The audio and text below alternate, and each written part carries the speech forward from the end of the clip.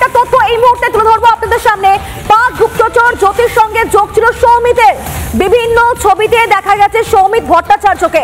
আসানসোলের travel blogger হচ্ছেন এই সৌমিত। আসানসোলে 3 বছর ভাড়া ছিল এই সৌমিত। বাবার কর্মসূত্রে 3 বছর তারা ছিল আসানসোলে। আর বর্তমানে সৌমিত থাকে উলুবেড়িয়া, অর্থাৎ আগে থাকতো আসানসোলে, বর্তমানে থাকে উলুবেড়িয়ায়। এই সৌমিত ভট্টাচার্য কিছুদিনের জন্য অর্থাৎ বছর দিনেকের জন্য আসানসোলের একটা কমপ্লেক্সে ভাড়া ছিল।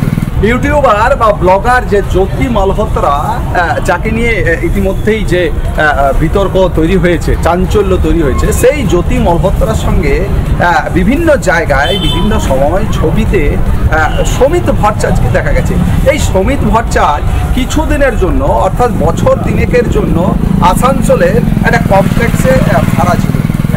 কি জন্য ভাড়া ছিল না, তার বাবা আসানসোলের একটা ইঞ্জিনিয়ারিং কলেজের প্রিন্সিপাল ছিলেন। কিন্তু বছরখানেক হলো তারা এখান থেকে চলে গেছে।